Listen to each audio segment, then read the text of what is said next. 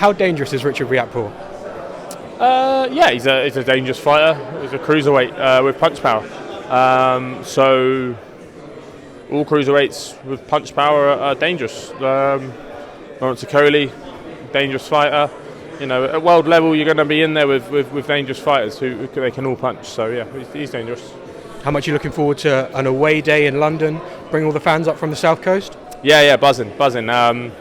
Gives me even more motivation. It's something a bit different. So, you know, it's been fortunate to have 4 back home, and in that time, obviously, box at the stadium. But yeah, I'm buzzing for an away day, and I think a lot of the fans are as well. With obviously the fight, you're the world champion, but do you feel like there's pressure on Richard Riakporhe with obviously he's been invited by Crystal Palace, 100-year anniversary? Do you feel like there's maybe an even ground as far as pressure on both fighters? Yeah, I mean, outside pressure, I'd say, is more on him. I put an immense amount of pressure on myself for my own reasons and my own life and my own career.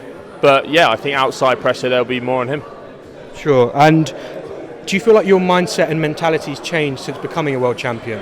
Yeah, definitely. You have that belief before, but when you cement it, like I did it when I beat Lawrence, who, you know, to this day I still have so much respect for. So I had all that respect for him beforehand. So when you respect someone so much, you get over the line. It feels you really cement that belief within yourself, and I feel much different. How does Richard compare to Lawrence, like stylistically?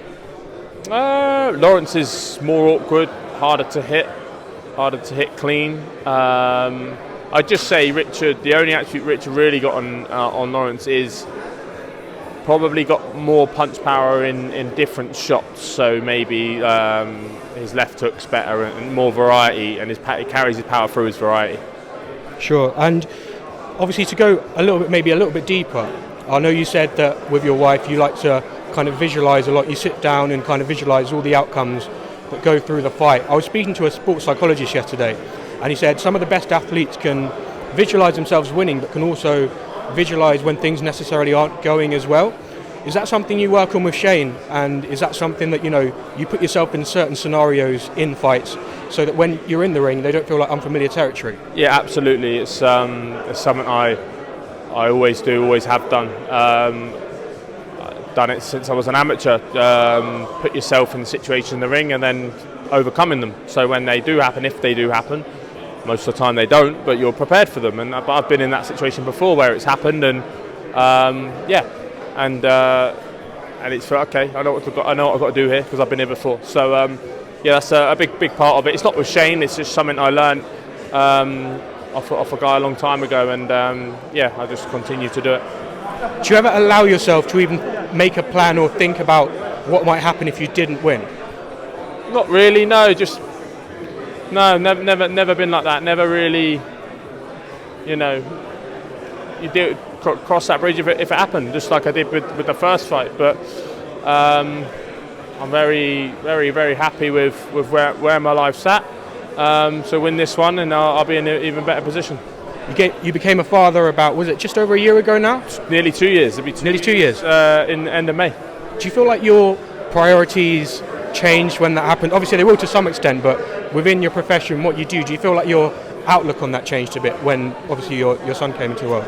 No, I just had to really manage everything better in terms of when I'm at home, be present, and when I'm in camp, be present, and separate the two.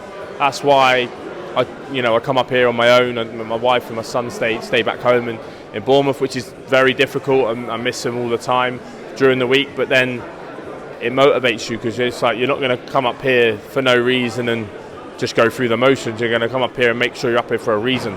And they're my biggest motivations, Mia and Frank. So very lucky to have them. It's obviously a rematch. It's the only defeat in your career against against Richard, my bad. Is there extra motivation because it's the only defeat on your record? Do you want to wrong the right? Yeah, for sure. That's how any fighter, any sports person, you see it in the NBA about when they play the same team in the playoffs the next year, they're like, remember last time. There's that added motivation for sure. But anyone wants to avenge a loss, and I'm sure after this fight Richard will be like, well, let's have a trilogy. etc. But yeah, no, it's he'll want to avenge a loss, but yeah, that it gives you that added motivation. Back in Bournemouth, maybe that one. Vegas? Yeah, no, I mean, me and him can't fight in Vegas. That doesn't quite make sense. But get this mandatory out the way, and then we look at America. Sure. And how wary do you feel you have to be of his power? Do you feel like obviously you can get dragged into like a dogfight a lot of the time? Do you feel like you've got to be wary of his power? Is there a specific game plan you and Shane have worked on? Obviously without giving it away, but yeah, there's a game plan, of course, and it's a game plan I'm more comfortable with than necessarily other fights. Masternet game plan was difficult to really get to grips with. Not get to grips with, but like on the night I found it difficult to implement. But this one, I know I can implement it. Already have done in spars and stuff. Obviously, it will be different on the night, but in terms of the opponent. But yeah, very, very comfortable with the game plan. We saw the documentary. Incredible to kind of relive it. I know you said to me it was special to kind of have that period of your life documented. How did you make of it all? It was quite a nice story going from Lawrence being the top dog in the gym to then yourself. What were your main reflections from the documentary? Yeah, just so lucky to have that period of my life filmed. Obviously outside the gym, I became a father, and then inside the gym had the best years of my career to date, and got the dream over the line, and it's all documented. I'm just so fortunate to that, and then the rest of the documentary as well. The whole gym, it shows what we're like as a gym. It shows the McGuigan family as they are, which is great people, and it shows that we're one big family in the gym. Everyone come across so well. How many times you watched episode 4? Only a couple, to be fair. I'm waiting for Frank to be old enough and watch it with him. Yeah, that'd be pretty epic.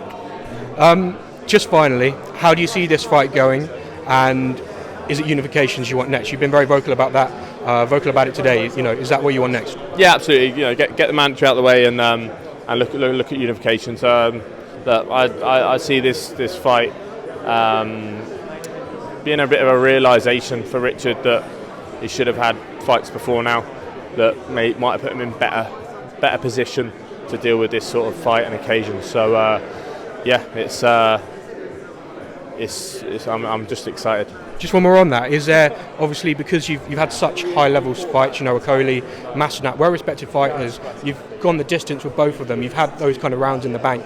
Richard's had a lot of fights which have been ended early against maybe lower class opposition. Do you feel that's an advantage in your favour? Yeah, for sure. The experience I've had, the people I've boxed, I've had the better career since we boxed, and that benefits me, absolutely.